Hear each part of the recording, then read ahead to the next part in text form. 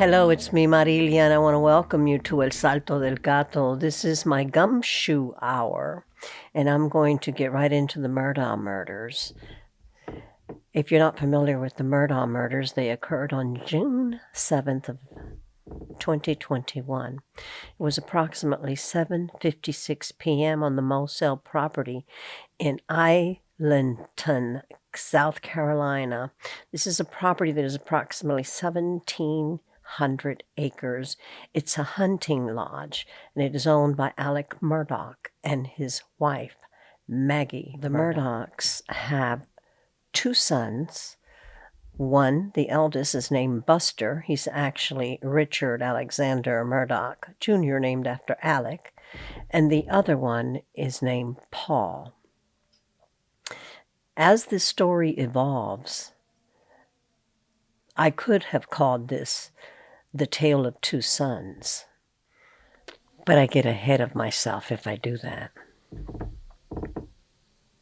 At about 7:56, there is a video where we see Alec wearing khaki long pants, shoes, and a blue short-sleeved shirt that's untucked. And he is bantering with his son Paul, who is videotaping him on his cell phone, and they are discussing a tree that was planted and that is not doing very well because the tree is slumped over, and you can hear them exchanging a few moments of humor over this tree. At about an hour after this video was taken, both Paul and his mother Maggie would be dead. But this is just the tip of the iceberg. To really get a good understanding for what happened this night, we have to go back almost 100 years. So let's go there. 1910 was the year when a young, good-looking Southern gentleman named Randolph Murdaugh graduated from law school. And he commenced to open up a one-man law firm that would grow into a powerful legal and political dynasty that would run the prosecution in Hampton County, South Carolina, for almost a century. Now, not only did he run the prosecution end of it, but he basically had judges, politicians, and law enforcement in his pocket. Hampton County contained 5 districts. It's the only county in the state of South Carolina that was at large, that it presided over 5 districts of the low country of South Carolina. Randolph Murdaugh Sr. was elected to hold the office of county solicitor, which is the same as a district attorney in most parts of the country. In this position, he oversaw the prosecution of all criminal justice cases in all those 5 districts. Now, later on, his son would take on that same office as a second generation of Murdaughs to hold that position. That would be Randolph Murdaugh Jr. And after that, his grandson, Randolph Murdaugh III, known affectionately as Handsome, would also take over that position. So that would be 3 generations of Murdaughs who pretty much ran the criminal justice system, at least the prosecution end of it, in those 5 districts. Eventually, Alec Murdaugh would also join his family's law firm, along with his brother, Randolph Murdaugh IV. Now, Alec nor his brother held the office of county solicitor in this 4th generation. Times had changed, and it was much more lucrative for them to just remain in private practice and specialize in personal injury and insurance settlements. Now, Alec is one of 3 sons of Handsome and his wife, Libby. But his other 2 brothers were, as I mentioned, Randolph Murdaugh IV and John Marvin, and they also had a sister, Lynn.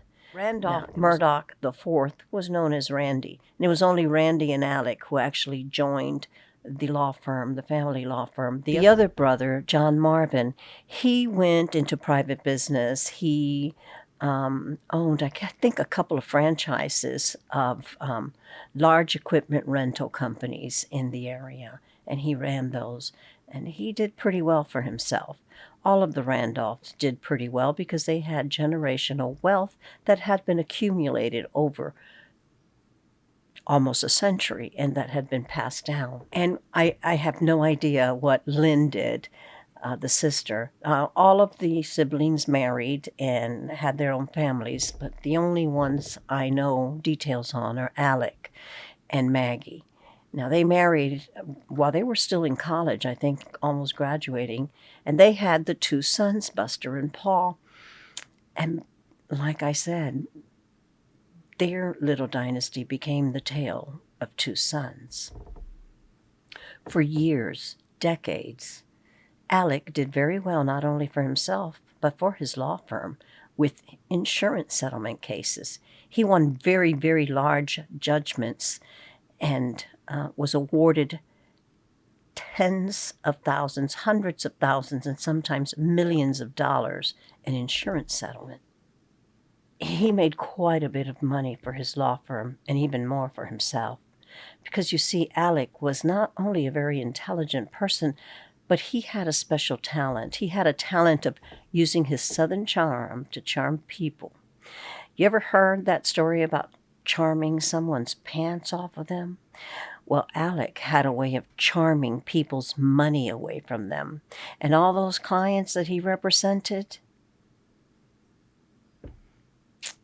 and for whom he was awarded very, very large settlements, well, his clients never saw a penny of their settlement because Alec and his posse of bankers and insurance agents and other crooked lawyers managed to use unethical and illegal ways of conflating those settlements and convincing their clients that the insurance companies never settled or settled for very little,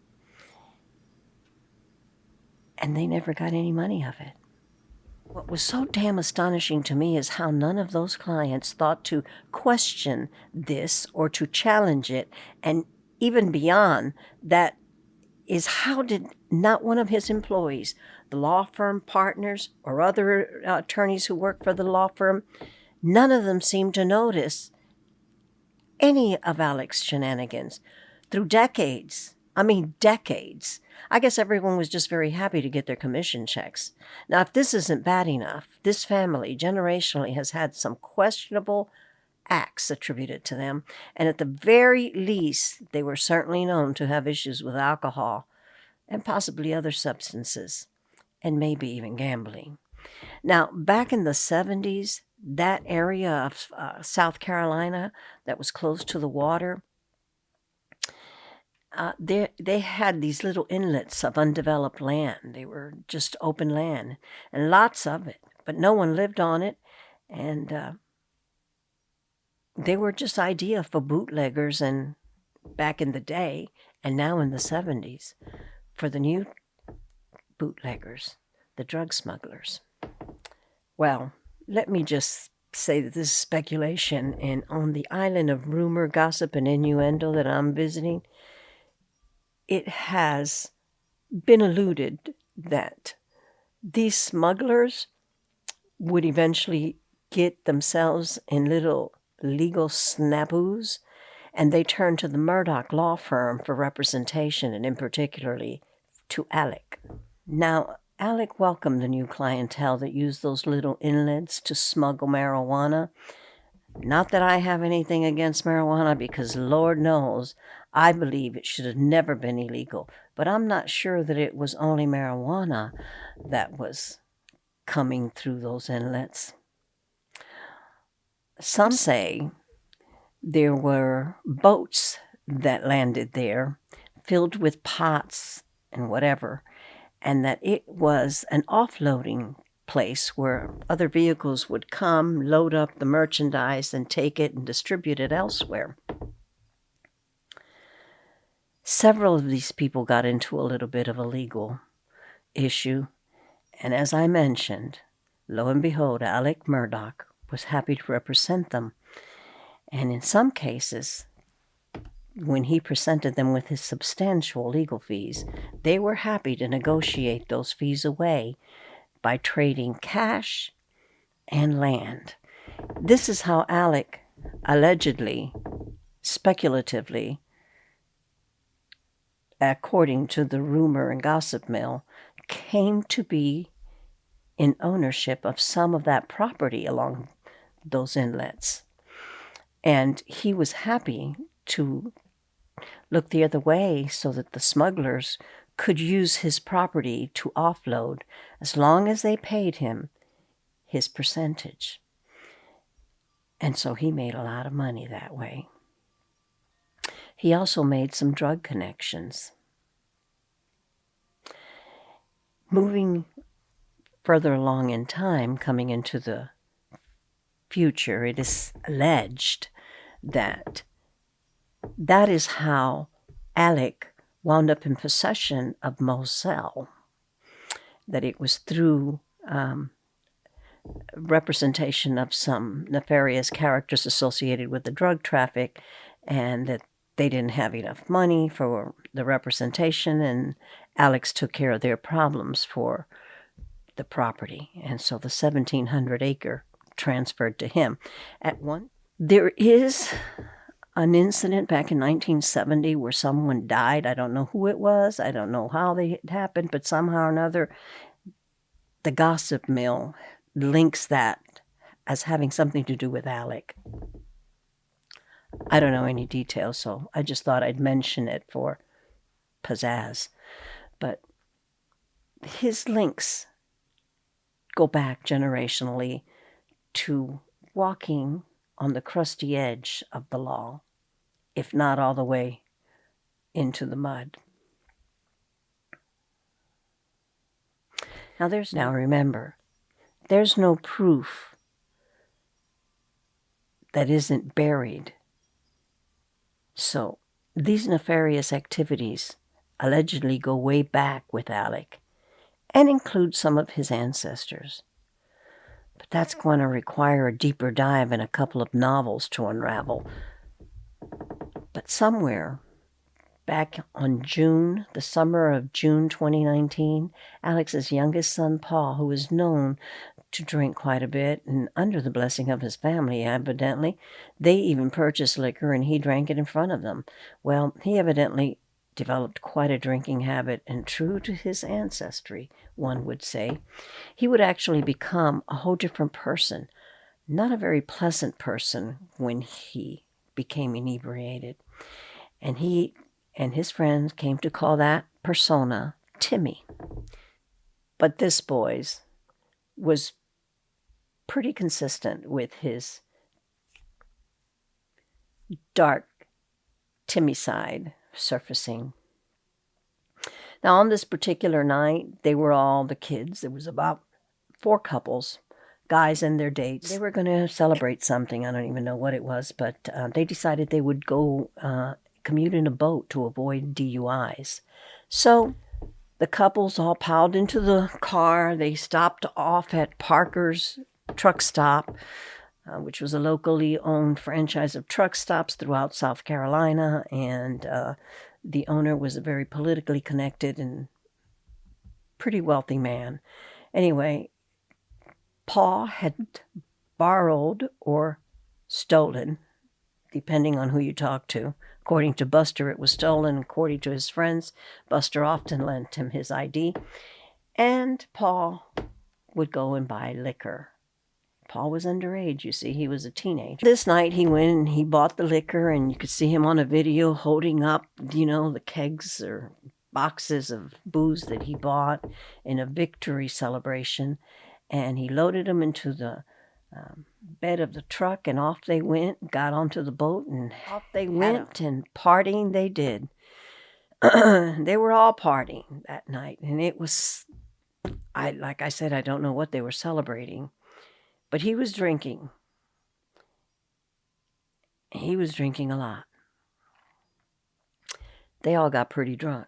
And you could see them on the way back where they had gone to a house to party. And by the way, this particular house that was hosting the party, there were adults present there who knew these kids were not all of legal drinking age and were all drinking and nobody said anything. So, that's kind of the influence that the Murdoch name had.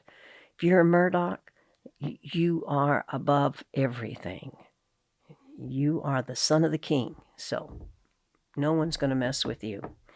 Well, that night, on the way back, there was some arguments that broke out. Paul was pretty inebriated, and him and another friend, Connor, who was almost just as drunk, were sitting at the wheel of the boat. And this was a fishing boat, so it was a small fishing boat that had the driving mechanism in the middle of the boat. You've seen those. And off they went on this river. In the middle of the night, it was pitch black. The water was pitch black. There was no lights. It was a little bit foggy, and they ran into a piling of a bridge. Several of the kids wound up in the water, including Mallory Beach, who was Anthony's girlfriend. And she drowned. Her body was not found until 8 days later. But the zoo and circus that played out that night when the authorities came is memorable. There's still a question as to who was the driver.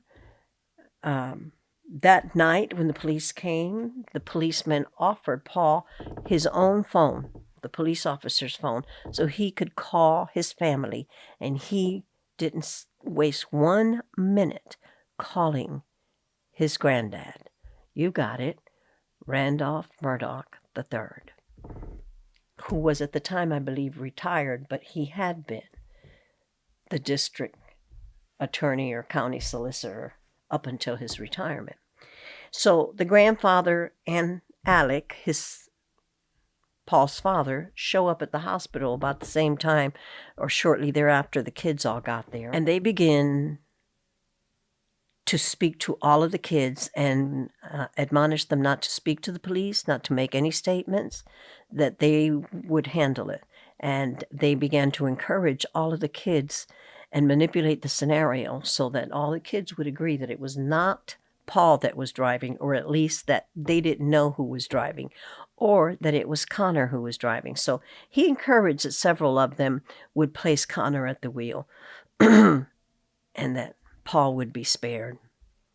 It didn't happen that way. When all of the media got a hold of this, because this boy was never arrested that night, he was never given a sobriety test, neither were any of the other kids. He was never taken to jail and arrested and booked. He was just left alone to go home.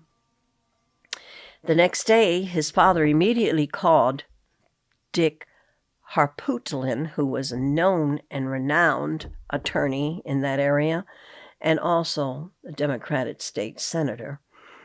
But Harpootlian had a long history of representing the gambling element of that county or of the whole state. He has quite a reputation of being quite an attorney. Now, he's old by this time, but he didn't waste any time.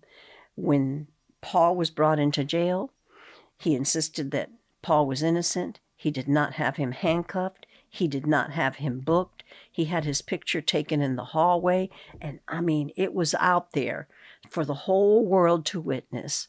A good old Southern Boys network in play.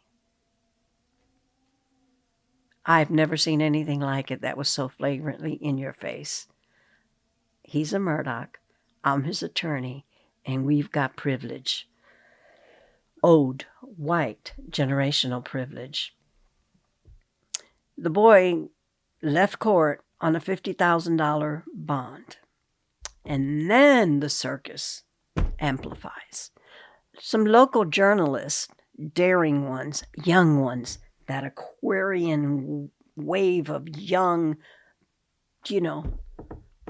powerful, eccentric, fixated youth that came to change things, well, they were there. And one of them was associated with an organization called Fitz News. And one of their journalists, her name was Mandy Matney, and she took to this case with a vendetta. She began excavating, because it's not even digging. She began excavating the history of this family's political influence in the area, the history of their law firm's cases, and boy, did they discover one thing after another. Let me just preface it with saying that it begins with filing an official lawsuit on behalf of the Mallory Beach's family for $10 million and putting pressure on Alec to disclose his finances. And when he wouldn't cooperate because they wanted a $10 million settlement and he did not agree to that, they went to the law firm. And by now, the world media attention had begun to focus on this. World media began to take notice. She began a podcast called The Murdoch Murders, and this caught the world by storm. It went like a wildfire through the United States mainstream media, and everybody was hearing and looking. And that began to bring down the Murdoch house of cards. All of a sudden, other things start surfacing. A dead boy found in the middle of the street who had allegedly been run over according to the autopsy, although there wasn't any evidence that this had happened. The coroner and the pathologist did not agree. When one persistently questioned it, they lost their job. Now, the link to the Murdoch says that on the night that this boy's body was found, the Murdochs appeared, Alec and I don't know who else, on the scene. Now, shortly after, it surfaces that this boy was gay, and then he allegedly had been having a relationship with Buster Murdoch. And now he's dead. And when they started questioning kids and people at random in that area, they all said, oh yeah, don't you know who did it? The Murdoch boys did it. And they started mentioning and dropping Buster's name. Now, everybody's trying to throw a bucket of water on that, wash it off the sidewalk, and move on to the other piles of shit that are dropping out of the ass of the Murdochs all over South Carolina. Then here comes another death on that same Moselle property, this one back in 2017, I think, and I may not have that year right. Their housekeeper of 25 years who actually helped raise those two boys. Well, I didn't see any very long, tall stairs on this property, but allegedly the dogs tripped her and she fell, hit her head on the stairs, and a couple of weeks later she died of her head injuries. Now, the only ones there were Maggie and Paul, and she evidently was never able to speak again. But there's an interesting 911 call, and both Maggie and Paul seem like they're totally put out by the fact that they have to be involved with calling 911 because the help fell. And now she was bleeding out of her head and her ear, and they didn't even try to help her. She wasn't talking to them. They called 911, let somebody else clean up the mess. But at one point, Paul gets on the phone and he says, well, ma'am, I was holding her and she didn't want me to, so I let her go and she fell again. So sounds to me like she was dropped twice. Anyway, at her funeral, Alec pops up. And what does he say? He goes to her two sons, one who had learning disabilities and was special needs. And he went to them and he said, listen, I feel bad for what happened. It was my dogs that tripped your mother, so I want you to sue me. My insurance will cover it. I'll get you some money and have you taken care of, but I can't represent you because it's a conflict of interest. So my friend, Corey Fleming, is going to do that. I think that's his name, Corey Fleming.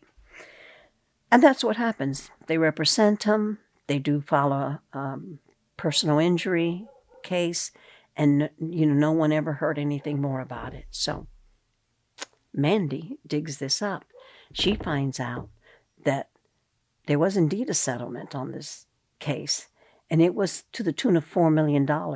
So she reaches out to the Satterfield boys and asked them if they ever got any money, and they said they didn't get a penny. They trusted Alec. And it turns out he settled that case and didn't give them one penny, even though those boys, after their mother died, they had a trailer they lived in, and they couldn't make the mortgage payment on the trailer, and it was repossessed. And Murdoch knew all this, and he didn't do a thing to help them. He kept that money. Now, keep up with this now. So we have a car crash, a major lawsuit, a dead boy in the middle of the street, a dead housekeeper, a theft of all that money, and now the shooting death of Alec Murdaugh's wife and son. And like I said, this is only the beginning. But let's go back in time. Let's go back to Randolph Murdoch Sr. We'll go there in the next video. Thank you so much for stopping by. This is Marilia. Welcome to El Salto del Gato. This is my gumshoe series. Here is where I use astrology. I cast an event chart. I enter it and follow its rhythm around the chart to hunt a killer. I already did one chart reading for this case. It's already up. I'm going to follow it with a couple of other chart readings to go completely around that chart and compare all the story that I've just said with the chart. Can I find this story in the chart? Can the chart enhance this story? Can the chart give me a clue of who the killer is? You'd be surprised. If you haven't seen it, I suggest you go to my channel and see it. And oh, by the way, if you haven't done so already, please hit the like button, consider subscribing, and ring the bell, because when I post the follow-up to this and future event charts regarding this case, you'll want to make sure you see them. Again, bye now.